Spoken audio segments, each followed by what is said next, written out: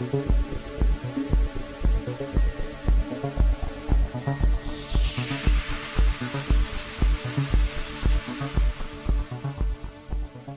پر یہودی قبضے کی عالمی داستان، آخری ہتھیار، قسط نمبر 13۔ پاکستان میں مختلف درجہ بندیاں کی گئیں۔ عوام، حکمران اور مذہبی حلقے، ان طبقوں میں مزید تقسیم کی گئی ہے۔ عوام میں غریب، متوسط، سرمایہ دار، بزنس مین، صنعت کار وغیرہ۔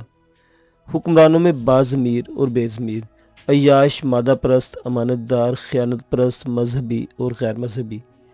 مذہبی حلقوں میں جنونی مذہبی، عام مذہبی، مذہب پر مرنے والے اور مذہب کو خاموشی سے اپنانے والے۔ عوام پر مہنگائی، بے روزگاری، دہشت گردی، فرقہ پرستی اور خوف کی اندیکھی ایسی فضا قائم کر رہے ہیں کہ وہ سر اٹھانے کے قابل نہ رہیں، سڑکوں پر نکلنے کی جرات نہ کر سکیں، ہاں مگر جب ہم چاہیں گے۔ بزنس مین، صنعت کاروں کو ان کے سرمایہ میں الجھایا جا رہا ہے۔ بے اصول اور بااصول سیاستدانوں میں تفریق شروع کر دی گئی ہے۔ ایسے لوگوں کو حکومت کے تخت پر بٹھانا ہمارا مشن ہے جو صرف زر اور زمین کا سوچتے ہیں۔ حکمرانی کرنے کا جنون ہے۔ مادی حاجات، مسرتیں، راحتیں اور سہولیات جن کا مشن ہے۔ ملک میں سینکڑوں متنازع مسائل کھڑے ہونا شروع ہو گئے ہیں جس سے ملک دھیرے دھیرے انتشار، بد امنی اور دیوالیہ پن کی طرف گامزن ہے۔ اسمبلی اور عدالتیں کبھی نہ ختم ہونے والے مسائل میں الجھ کھڑے ہوئے ہیں۔ عدالتیں اور ادارے باہم ٹکرانا شروع ہو گئے ہیں جس سے ملک کا نظام تہوبالا کیا جا سکتا ہے۔ حکومتی کرسی پر بے رحم، ظالم اور دولت سمیٹنے والے لوگوں کا قبضہ ہوتا جا رہا ہے۔ ہم نے کسی بھی اسلامی ذہن کے حامی لیڈر کو پاکستان میں پنپنے نہیں دیا۔ اگر کوئی مذہبی جماعت کا جھنڈا اٹھائے کھڑا بھی ہے تو مقصد ووٹ حاصل کرنا ہے۔ تقریباً پوری سیاسی قیادت پر ہمارا کنٹرول ہوتا جا رہا ہے، اس لیے جو بھی آئے گا ذاتی مفاد کے لیے آئے گا۔ عوامی مسائل حل کرنے اور ملک کو معاشی ترقی پر گامزن کرنے کا کسی کو خیال نہیں۔ ہم نے وہاں کا ماحول ایسا بنا دیا ہے کہ جس کو اقتدار مل جاتا ہے وہی عوام کو نوچنا شروع کر دیتا ہے۔ ہم انہیں فرضی ڈرامے کے ذریعے پہلے گتھم گتھا کرتے ہیں۔ جو بھی جیت کر اعلیٰ منصب پر فائز ہوتا ہے اس سے ہم کوئی فرق نہیں پڑتا۔ ہر پارٹی کا لیڈر ہمارے دائرے میں قید ہے۔ ہم نے پاکستان میں سوشلسٹ، انارکسٹ اور کمیونسٹ پیدا کر دیے ہیں۔ اب وہاں کبھی عدل و انصاف کا اسلامی قانون لاگو نہیں ہو سکے گا۔ مذہب میں فرقہ پرستی کو خوب ہوا دے رکھی ہے۔ جذباتی، جنونی، اوباش نوجوانوں کو مراد یافتہ طبقے کے خلاف عنقریب کھڑا کر دیں گے۔ لوگوں کو مطبوعہ نصاب پر اندھا دھند یقین کرنے کی راہ پر ڈال دیا گیا ہے۔ وہ از خود انسانی طبقات و حالات کا ادراک نہیں کر سکتے بلکہ میڈیا پر انحصار کرنے لگے ہیں۔ اس سے پورے میڈیا کو کنٹرول کرنے کا پروگرام بھی ہمارے مشن میں شامل ہے۔ حکومت کے رگوں پہ میں بدعنوانیاں، دھوکہ، فریب اور کرپشن ڈال رہے ہیں۔ ملک میں دغا بازی، فریب کاری، آوارگی اور بے راہ روی کا عام چلن کیا جاتا ہے۔ یہ سب پاکستان میں ہونے والا ہے۔ ہم یہاں پس پردہ رہ کر اپنی حکمرانی مسلط کر رہے ہیں۔ یہ وہ رپورٹ تھی جو پاکستان کے بارے میں تیار کی گئی تھی۔ ساتھ اس میں مشن کی چند اہم نکات کو بھی شامل کیا گیا تھا۔ اسے نیو ورلڈ آرڈر کے اہم عہدیداروں نے فائنل کیا تھا۔ سب کا متفقہ فیصلہ ہوا تھا کہ دنیا اسلام کے انتہائی اہم ملک پاکستان پر کنٹرول چاہیے، پس پردہ ہی حاصل کیا جائے، بے انتہا ضروری ہے۔ کائنات کا گرینڈ آرکیٹیکٹ ہیرم ابیف ہے۔ ہیرم ابیف انسانی یا جناتی انسان ہے۔ یہودیوں کی تحریف شدہ داستانوں کے مطابق ہیرم ابیف ہی کائنات کا سینئر ماسٹر ہے۔ ہیرم ابیف کو مقدس ہیکل کے کرس پر لے جایا گیا تھا جہاں اس پر تشدد کیا گیا تھا، وہیں اس کی موت واقع ہوئی تھی۔ ہیرم یہودیوں کا دیوتا اور مسیحا ہے۔ یہ بات ڈیوڈ نے تمام اسرائیلی لیڈرشپ کے ذہنوں میں بٹھا دی تھی۔ اس کے پیش نظر جدید لیبارٹریز میں کلوننگ کے نئے انداز میں تجربات سے گزارنا شروع کر دیا تھا۔ ڈیوڈ کا خیال تھا کہ کلوننگ کے ذریعے بچہ پیدا ہو سکتا ہے تو مزید تجربات سے مردہ انسانوں میں کلوننگ کے ذریعے جان ڈالی جا سکتی ہے۔ اگرچہ تجربہ کامیابی سے ہمکنار ہو جاتا ہے تو نہ صرف ہم دیوتا ہیرم ابیف کو زندگی بخش سکتے ہیں بلکہ پوری دنیا کی جینیاتی برتھ پر کنٹرول حاصل کر سکتے ہیں۔ ڈیوڈ سیاسی، سائنسی، عسکری اور مذہبی تمام حلقوں میں یکساں مقبول ہو رہا تھا۔ اس کی شخصیت کی چھاپ اس طرح تمام شعبہ زندگی پر پڑ چکی تھی کہ ہر کوئی احترام کی نگاہ سے دیکھتا تھا، جبکہ ڈیوڈ اس سے کہیں زیادہ کا خواہاں تھا۔ ڈیوڈ چاہتا تھا کہ اسرائیلی قیادت تمام مقاصد کو مذہبی نگاہ سے دیکھے تاکہ جب نیو ورلڈ آرڈر کی شروعات ہو تو حکمرانی کا تاج انہی کے سر پر سجا ہو۔ ڈیوڈ کے تمام یہودی علماء سے روابط تھے، اسپیشلی اسرائیل کا عظیم عالم لینڈا ڈیوڈ کا مداح اور احباب خاص میں شامل تھا۔ ڈیوڈ نے لینڈا کے ساتھ پارلیمنٹیرین کی نشست کا اہتمام کیا۔ لینڈا کو بتا چکا تھا کہ اسے لیکچر میں کیا کہنا ہے۔ سن 1948 قیام اسرائیل سے پہلے ہم یہودیوں کی ایک ہی دعا تھی، اے خدا یہ سال یروشلم میں ہو۔ 1948 ہماری فتح کا سال ثابت ہوا۔ ہم یروشلم میں جمع ہوئے۔ یہ کامیابی تب دوچند ہوئی جب ہم نے فلسطین کے اہم مقامات پر قبضہ جما لیا۔ تب سے ہمارے لبوں پر ایک ہی دعا ہے، اے خدا ہمارا مسیحا جلد آ جائے۔ مذہبی پیشوا لینڈا نے حاضرین محفل پر نگاہ ڈالتے ہوئے لیکچر کا آغاز کیا۔ تقریباً 60 پارلیمنٹیرین اس کے سامنے ہمتن گوش بیٹھے تھے۔ لینڈا بات جاری رکھتے ہوئے بولا، ہم سمجھتے ہیں ہمارا مسیحا جلد آنے والا ہے، سو ہمیں اس کی تیاری ترجیحی بنیادوں پر کرنا ہوگی، کیونکہ وہی ہمارا بادشاہ ہے، وہی ہمارا لیڈر اور قائد ہے۔ یاد رکھیں ہمارا مسیحا تمام یہودیوں کو ارض فلسطین میں آباد کرے گا۔ ہم سارے عربوں کو اسرائیل سے نکال دیں گے۔ ساری دنیا پر فقط یہودیوں کی حکمرانی ہوگی۔ کرۂ ارض پر ہمارے لیے کوئی خطرہ باقی نہیں رہے گا۔ جب ہمارا مسیحا نمودار ہوگا تب ہر طرف امن و امان ہوگا، کوئی دہشت گردی نہیں پھیلا سکے گا، تمام مخالف قوتوں کا خاتمہ کر دیا جائے گا۔ لینڈا کی باتیں مٹھاس سے بھری تھیں، جن کی سماعت سے اسرائیلی سامعین کے کانوں میں رس گھل رہے تھے۔ چہروں پر غیر معمولی جوش اور مسرت کا عکس تھا۔ وہ چشم تصور میں خود کو کل کائنات کا حاکم بنتا دیکھ رہے تھے۔ ڈیوڈ خصوصی نشست پر پراجمان تھا۔ وہ یہ دیکھ کر کہ اسرائیلی قائدین لینڈا کے لیکچر میں پوری طرح محو ہیں، خوشی محسوس کر رہا تھا۔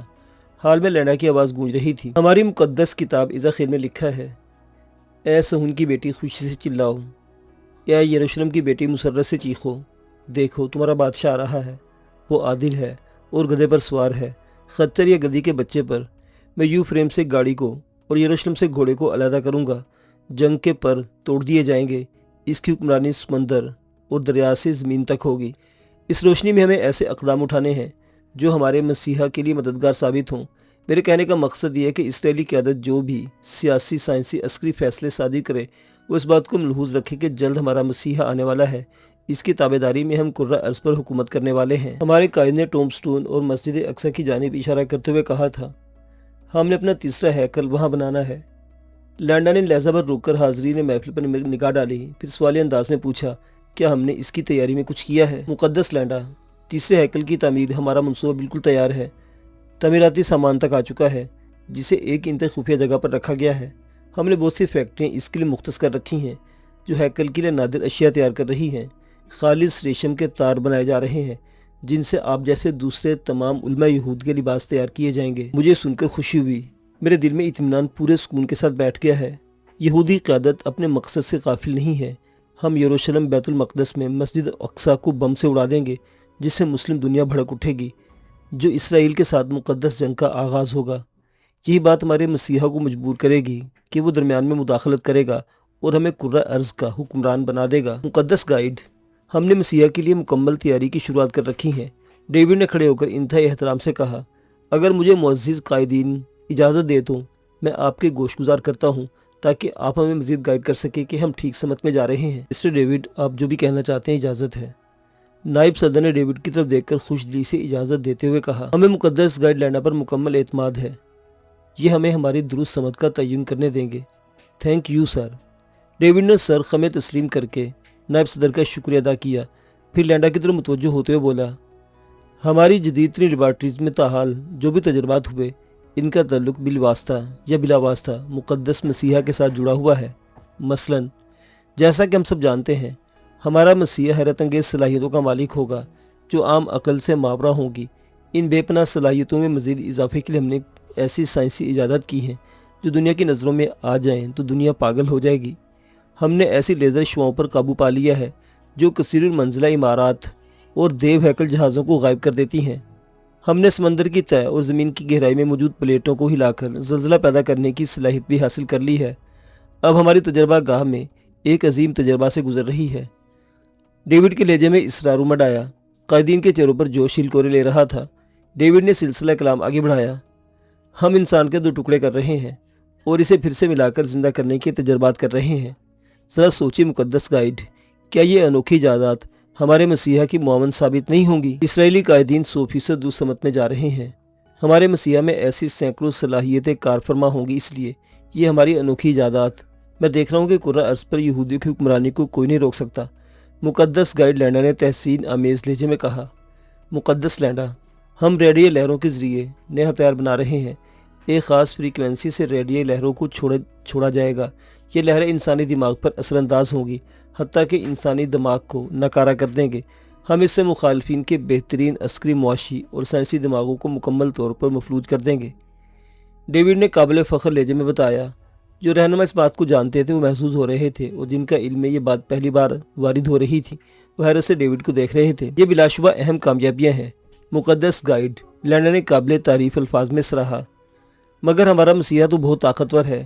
ان کی عظمت اور طاقت کا اس سے بڑھ کر اور کیا اعتراف ہوگا کہ یہودیوں کے سب سے بڑے مخالف اور ہمارے مسیحا کے دشمن مسلمان اپنی کتاب میں کہتے ہیں اس کا ایک قدم 3 دن کے سفر کے برابر ہوگا، یعنی تقریباً 82 کلومیٹر فی سیکنڈ۔ وہ اپنے گدھے پر سوار ہو کر سمندر میں اس طرح داخل ہو جائے گا جیسے آدمی اپنے گھوڑے پر سوار ہو کر پانی کی چھوٹی سی نالی میں گھس جاتا ہے۔ ہمارے مسیحا کی سواری کے دونوں کانوں کے درمیان کا فاصلہ 40 گز ہوگا، تو سواری کتنی بڑی ہوگی۔ ہمارا مسیحا مقدس ہے، عظیم ہے، طاقتور ہے، وہی ہمیں دنیا کا حکمران بنائے گا۔ یہودی عالم لینڈا کی بات سن کر کئی پرعقیدت آوازیں ابھری۔ ڈیوڈ کی آنکھوں میں انوکھی چمک تھی، انتہائی گہری اور پراسرار۔ میں آپ لوگوں کو بتاؤں، مسیحا سورج کو روک دے گا، وقت کو تھام کر ایک دن کو 1 ہفتہ یا 1 ماہ کے برابر کر دے گا۔ ہم مسیحا کی اس صلاحیت کو مد نظر رکھتے ہوئے ٹائم مشین کے نام سے ایک ایسا نظام بنانے میں مگن ہیں جس کے ذریعے انسان کو گزرے وقت میں پہنچایا جائے گا۔ میری تمام قائدین سے التماس ہے کہ عظیم اسرائیل کو عسکری لحاظ سے ناقابل تسخیر بنایا جائے۔ خصوصاً چند مقامات کی خاص حفاظت کرنی ہے جس میں سر فہرست اصفہان میں آباد یہودی بستی ہے، کیونکہ ہمارا مسیحا اصفہان میں واقع یہودیہ ہی سے نمودار ہوگا۔ ہم جب دنیا کے نقشے میں نوارد تھے تب بھی جنگ کپور میں اربوں کے دانت کھٹے ہو گئے تھے۔ اس دور میں عسکری لحاظ سے ہم انتہائی طاقتور بن چکے ہیں۔ وزیر دفاع نے یہاں بولنا مناسب سمجھا۔ وہ کھڑے ہو کر کہہ رہا تھا، ہمارا ایک بحری بیڑا جس میں ابراہیم لنکن جہاز بھی شامل ہے، اس کی لمبائی 1108 فٹ اور چوڑائی 257 فٹ ہے۔ اس میں 55,000 افراد کی رہائش کے لیے کوارٹر بنائے گئے ہیں۔ جہاز میں ایسے اعلیٰ انتظام ہے کہ یہ افراد 3 ماہ تک باہر کی مدد کے بغیر بآسانی رہ سکتے ہیں۔ ریڈیو، ٹی وی اسٹیشن، ڈاک خانہ، باربر شاپ جہاز کا حصہ ہیں۔ اس میں 2 نیوکلیر ری ایکٹر شامل ہیں۔ اس پر جنگی جہاز ہمہ وقت تیار کھڑے رہتے ہیں۔ 1 منٹ میں 4 طیارے حملے کے لیے بیک وقت پرواز کر سکتے ہیں۔ علاوہ ازیں ہیرون طیارہ جدید ترین ٹیکنالوجی کے تحت تیار کیا گیا ہے۔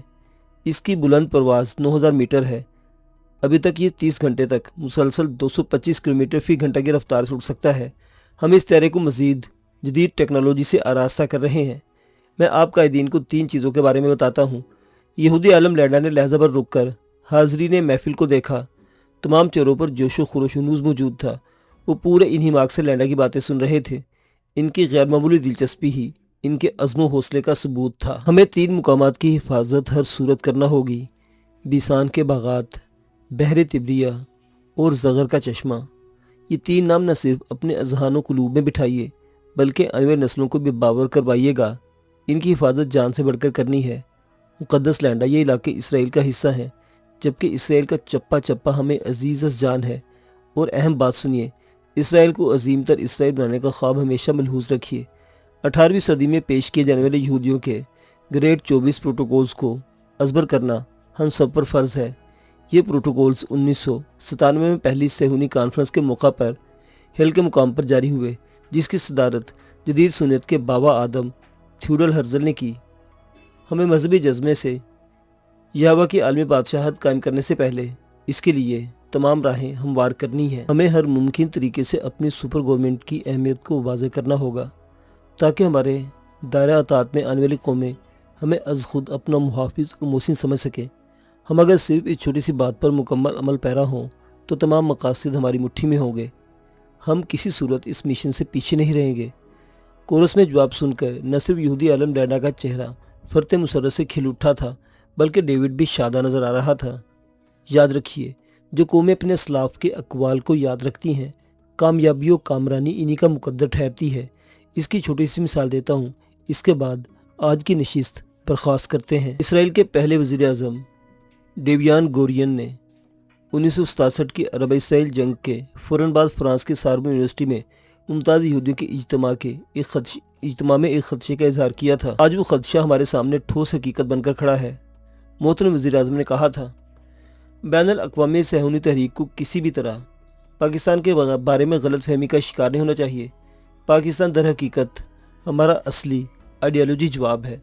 پاکستان کا ذہنی و فکری سرمایہ اور جنگی و عسکری قوت آگے چل کر کسی بھی وقت ہمارے لیے باعث مصیبت بن سکتی ہے۔